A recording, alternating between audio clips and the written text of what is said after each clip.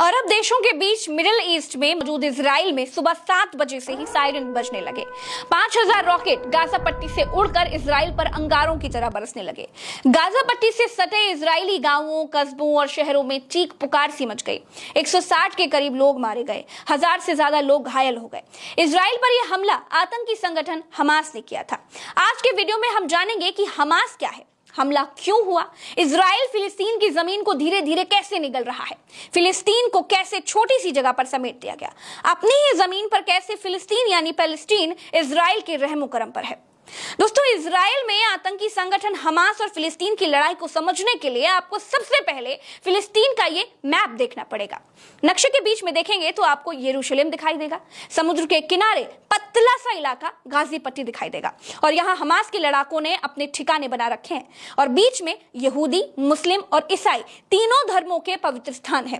बगल में West Bank दिखाई दे रहा है, इसे ही फिलिस्तीन कहते हैं। हालत ये हो गई है दोस्तों कि फिलिस्तीन नक्शे पर अपने नाम के लिए तरस गया है।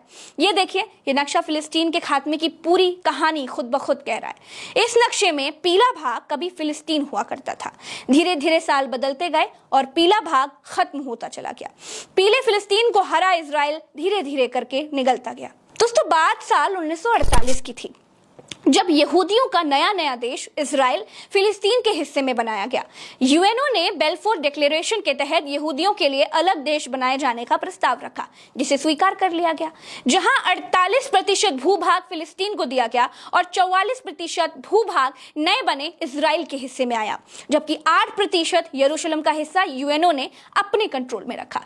यहूदियों के लिए अलग देश बनाए जाने से आसपास के अरब देश और तब का फिलिस्तीन गुस्से में थे। दोस्तों, इजराइल पर 6 अरब देशों ने मिलकर हमला किया, लेकिन इजराइल के आगे 6 अरब देशों को घुटने टेकने पड़े। दुनिया में इजराइल ऐसा अकेला उदाहरण है जो अपने देश के लोगों पर हुए जुल्म पर दुनिया के किसी भी भाग में जाकर बदला लेता है। ऐसी छवि बना ली इजराइल ने, पढ़ाई लिखाई के दम पर भयंकर ताकत हासिल कर ली।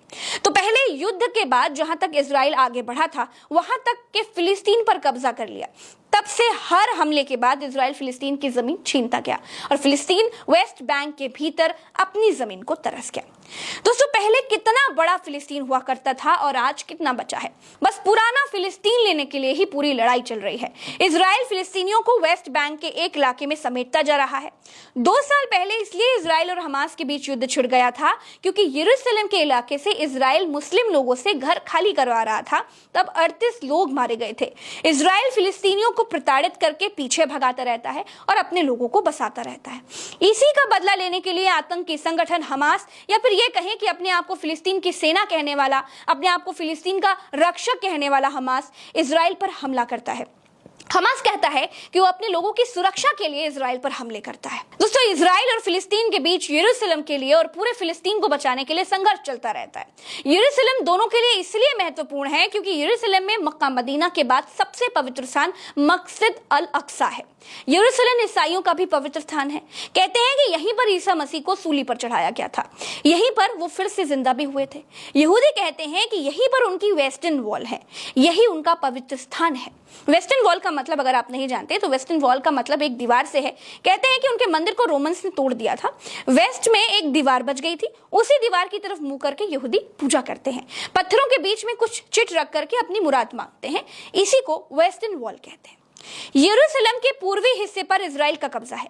यरूशलेम को इजराइल अपनी राजधानी बताता है और फिलिस्तीन कहता है कि ये हमारी राजधानी है। इस तरह से दोस्तों, इजराइल की 2 राजधानियां हो गई, एक यरूशलेम और दूसरी तेल अवीव। इजराइल तेल अवीव से सारे काम निपटाता है और यरूशलेम को अपनी राजधानी बताता है। दूसरी तरफ फिलिस्तीन की भी 2 राजधानियां हैं, यरूशलेम और रामल्ला। फिलिस्तीन चाहता है कि इजराइल 1967 वाली सीमाओं पर वापस जाए, जो हमारा था, हमको वो हमें दिया जाए। लेकिन इजराइल जो फिलिस्तीन का है वो भी छीनना चाहता है। फिलिस्तीन के पास अपनी आर्मी नहीं है, अपना गोला बारूद नहीं है। फिलिस्तीन पर हो रहे जुल्मों का बदला लेने के लिए हमास लड़ता है। हमास को अमेरिका ने आतंकी देश घोषित कर रखा है, लेकिन एक तरह से आप हमास को फिलिस्तीन की अघोषित आर्मी कह सकते हैं, क्योंकि हमास फिलिस्तीन में चुनाव भी लड़ता है।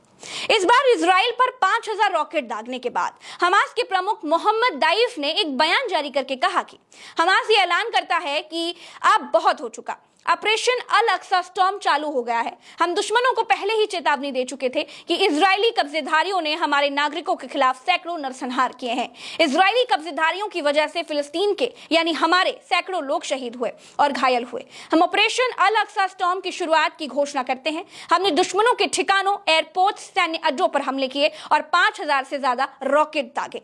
इसके बाद इजरायली प्रधानमंत्री नेतन्याहू ने कहा कि ये जंग है और ये जंग हम जीतेंगे। हमारे दुश्मनों को इसकी ऐसी कीमत चुकानी होगी जिसके बारे में उनको पता भी नहीं होगा। भारत ने भी इसे आतंकी हमला करार दिया है। मोदी जी ने कहा है कि इस आतंकी हमले से मैं स्तब्ध हूं। कठिन समय में हम इजराइल के साथ खड़े हैं।